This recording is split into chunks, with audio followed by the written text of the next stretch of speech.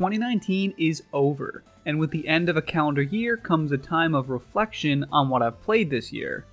I can't do a best games of 2019 list because, well, out of the 24 games that I reviewed in the past 12 months, not a single one of them actually came out this year. So, instead of the best games that came out in 2019, welcome to the best games that I reviewed in 2019. In the description is a list of every game I reviewed this year in the order that I reviewed them, so that you can tell what is eligible to be on the list today. With that, let's get started on the best non-2019 games of 2019. I did a small Yu-Gi-Oh! Marathon earlier this year consisting of Dark Duel Stories, Dungeon Dice Monsters, and Forbidden Memories. Out of the three, my favorite was the Game Boy Color's Dark Duel Stories. Dark Duel Stories' quintessential mechanic is the ability to craft your own cards. You can collect card pieces and mix and match them to create optimal stat distributions and typings. Outside of its showcase feature, Dark Duel Stories is just a solid Yu-Gi-Oh! Card battler. It has an unintrusive UI, it has some excellent sprite work for both the cards and the characters, and it's not afraid to bend some of the specifics of Yu-Gi-Oh's rule sets to make for a streamlined play experience. Being a strong Yu-Gi-Oh! Game in addition to taking risks and doing new things is why Dark Duel Stories is one of the top 10 games I played this year. Desperation, loneliness, brutality, probably not themes that you would expect to find too much of on the Game Boy, and that's part of why Konami's late 90s cult classic Survival Kids took me by surprise. The game has an astounding amount of overlapping and dynamic gameplay systems that inform the moment-to-moment of your quest for survival.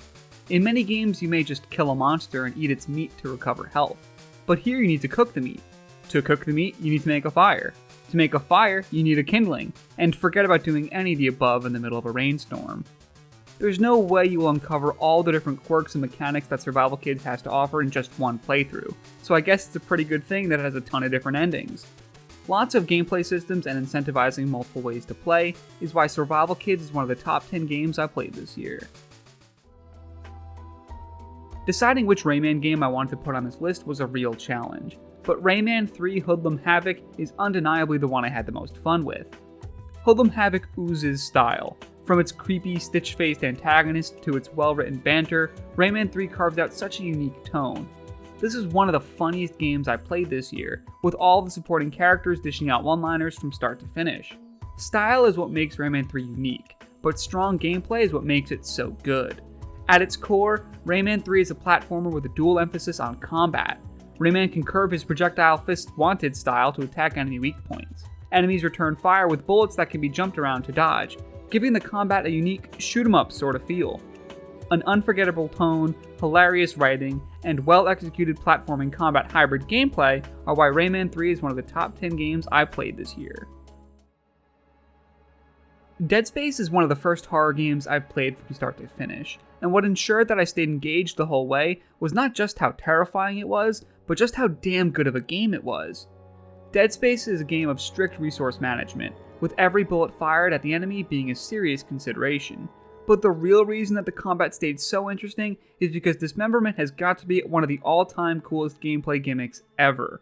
Just killing fodder enemies in Dead Space is so unlike every other third-person shooter ever. Instead of going for the head every time, you need to strategically lop off each limb to ensure that they stay down. Did I mention that the game is scary, too?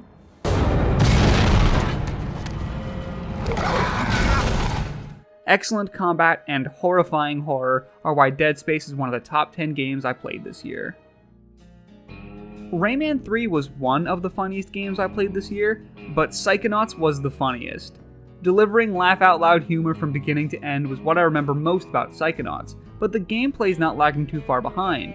You run and jump your way through a summer camp of psychics, learning new psychic abilities as you progress. The levels themselves take place within the minds of your fellow campgoers, which is both a great way to have level diversity and plays in with the theme of helping your friends overcome their mental issues. Psychonauts has a ton of heart. Its interesting premise for level design, its solid platforming, and its downright hilarious writing are why Psychonauts is one of the top 10 games I played this year. There's a level of authenticity that goes into open world games made by Rockstar that makes them so unparalleled. The animations, the music, the characters, it's so obvious that these games are made by a seasoned and giant studio. All this is true of Red Dead, and it does all those things while simultaneously delivering one of the best tragedies in video game history. The story of John Marston is one that's easy to recommend. He's a gangster who's had a falling out with his crew. After years of being away from crime and starting a family, he's threatened by the federal government to hunt down his old gangmates in exchange for amnesty.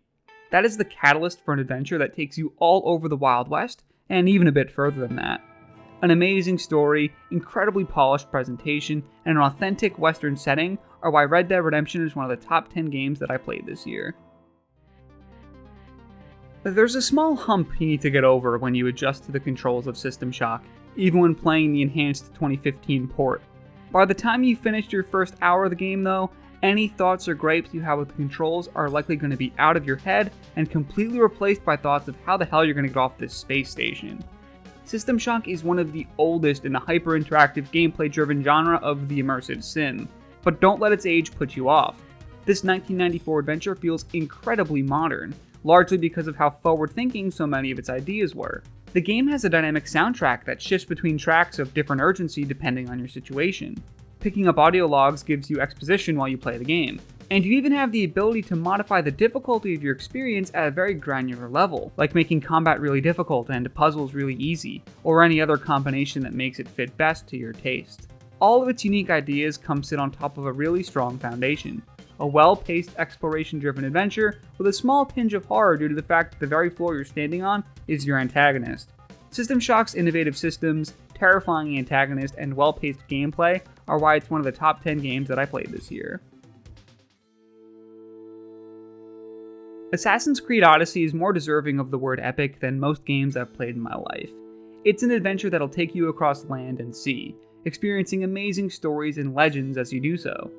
It's fitting that Odyssey is likely to be the last Assassin's Creed we get this generation because, in many ways, it is this generation. A generation defined by open worlds, RPG elements, branching story paths, and so much more. Assassin's Creed is a melting pot that shoves in elements from every other noteworthy open world game this generation, and it does so with such a high bar for quality that it doesn't feel like a mere ripoff. Elevating the game to above just its gameplay components is the ancient Greece setting. Odyssey is one of the first games to give this setting the open world treatment it so rightfully deserved, and also takes advantage of the time period's rich cast of influential historical figures. Odyssey also improves on its predecessor's combat by adding unique active abilities that can be cast mid-fight. These abilities, in combination with the wealth of unique and powerful gear you can acquire in the game, add a lot of variety to how you build out your character. Lots of interesting gameplay systems, a stunningly real open world, and a dynamic combat system are why Assassin's Creed Odyssey is one of the top 10 games I played this year. There's something I can say about my number 2 game this year that I can't say about any other game on this list. Not even my number 1. I never uninstalled it. Slay the Spire stopped becoming a game for me and ascended into becoming part of my life. This deck building roguelike is the very definition of gameplay first. What little story exists is in no way the primary focus, allowing its strategy card combat and decision making to sit in the very forefront for your entire time playing. You pick from one of 3 different characters, each with their own unique pool of cards that you can draft from and a different starting passive. Each run begins you with a deck of poor cards that you slowly aim to add to and replace as you ascend to the upper floors of the Spire. A successful run will take you somewhere in the realm of 30 to 40 minutes, but most will be cut a lot shorter than that due to poor decision-making skills on your part and just the right amount of randomness to keep you on your toes. What made Slay the Spire so endlessly replayable to me, and why I put another 40 hours into it even after my review, are all of the extra challenges that unlock after you've beaten the game. Ascension mode applies optional difficulty modifiers on top of the regular gameplay experience, with more and more modifiers being added the more times you finish the game. I'm currently at 7 additional difficulty parameters out of the 20 available, so I still have a ways to go. With a new character on the horizon, it's not hard to see myself doubling my current playtime. Endless replayability, brilliant pacing, and incredibly strategic core gameplay are why Slay the Spire is one of the top 10 games that I played this year.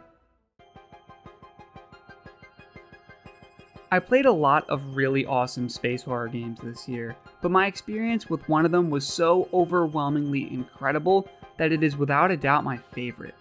Prey. Arcane Studios so triumphantly knocked it out of the park with an immersive sim that it really makes me wish I played more games in this genre. You play as Morgan, a scientist aboard a derelict space station infested by wispy alien creatures known as the Typhon. The Typhon are some of the coolest enemies in any game ever, with one particular variant, the Mimic, changing the dynamic of the game entirely. They can morph into any object in the environment, and will jump out and attack you when you get close. This instills a sense of paranoia in you as you explore through the space station of Talos 1. The station itself is one of the most dense open worlds I've ever played in. It trades quantity for quality, giving each room and corridor a sense of place and purpose. Topping it all off is the element that makes Prey worthy of being called an immersive sim, its heavy emphasis on systems. This is demonstrated strongly with the game's primary weapon of the glue gun. This weapon fires sticky goo, which helps you materialize the Typhon foes, but it has tons of other uses if you get crafty with it.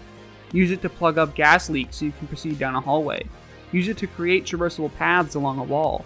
Use it to make flying enemies come crashing down to the ground and die to fall damage. These are only some of the potential applications. I'll leave the rest to you if you ever play it. Some of the best use of enemies in gaming, a lived-in and dense open world, and tons of different ways to play your way are why Prey is the best game that I played this year.